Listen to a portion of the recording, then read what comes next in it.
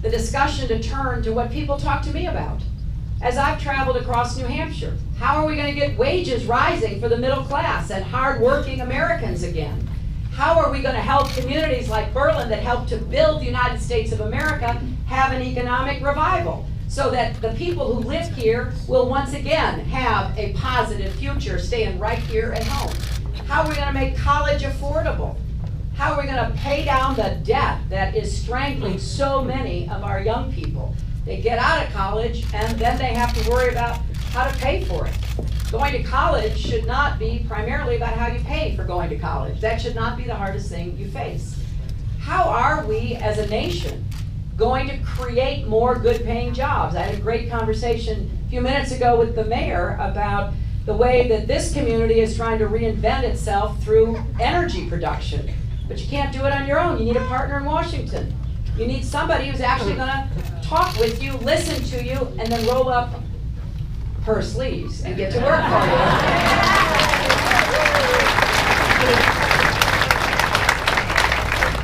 So I didn't hear much about any of that last night. I heard a lot of insults and a lot of, back and forth between the various candidates. You would have been better off watching the World Series because the debate, in my view, was a swing and a miss and didn't really further the national conversation that we need to be having with each other. On the way here this morning, I stopped in Gorham to have a cup of coffee, and I was dealing with, the need for caffeine, which is a constant need on the campaign trail. And in the White Mountain Cafe, I got into a conversation with some of the people there. And to me, that's what politics should be about. A woman started it by saying she was a retired school nurse. She wanted to talk about her 20 years of taking care of kids in this area. Then a teacher joined and said she wanted to talk about the kind of support teachers need from communities and from families in order to do the best job they can do to help prepare our kids. And then an early childhood educator, came into the conversation saying, we got to do more to help, kids get off to a good start. And pretty soon we were having this really great conversation about what we can do to help everybody live up to his or her God-given potential. That is my mission in running for this job, and it will be my mission every single day as your president. Because I know from my own life that America holds out such promise, but people oftentimes need some help getting on that first rung of the ladder, and communities that go through changes need that help too.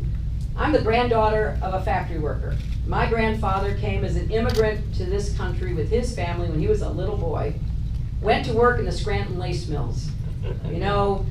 Pennsylvania, New York, New England, the Midwest, they were filled with mills like the paper mills that used to make a good living here in this part of the country. He worked hard. And he did it not only to support his family because he believed that his sons would have a better life if he did that. And he was right. Each of his sons ended up going to college. My father, then in the midst of the Depression, graduated from college, couldn't find a job anywhere, literally hopped a freight train from Scranton to Chicago because he heard from a friend of a friend that there was a job there. And he got a job as a salesman. And he did that for a number of years until he joined the Navy during World War II, served as a chief petty officer, training young men to go off and fight in the Pacific. And then when he got out, he started a small business, and it was a really small business, printing drapery fabrics. And the only people who helped him besides my mother and me and my brothers from time to time were day laborers, because that's how small it was. But it made enough money for a good, solid, middle-class life. And now I'm standing here in front of you, third generation, asking for your support to become president. That's the America I grew up in. That's the America my grandfather and his family immigrated to. That's the America my father believed in with all his heart.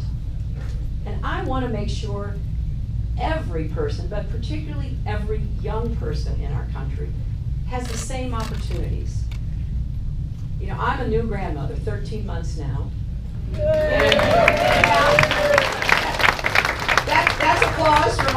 in the grandparent club. I'll tell you, I'd always heard about how great it was, but until it happens to you, it's pretty hard to explain. And there's something about it that it really grounds you in the present. Bill and I spend our time just looking at this little miracle of a person. And whatever she does, we're just in awe. I joke and say she learned to clap her hands and we gave her a standing ovation. It's just every day is like that. And we're going to do everything we can to help her have whatever opportunities she possibly can in life. But that is not enough. See, I just was raised by my family and my faith, by my teachers, to believe that we had such a blessing in this country. And it was up to each and every one of us in our own ways to figure out how we were going to pass it on. So what kind of country will my granddaughter become an adult in, and what kind of world is going to be waiting out there for her? See, I don't think it's enough that the granddaughter of a former president can have a lot of opportunities in America today. I want the granddaughters of factory workers and the grandsons of truck drivers, the children and grandchildren of everybody in this room and everybody across our country to have the same chance to make the most out of his or her God-given potential. That's what my campaign, when you strip it all away, is about.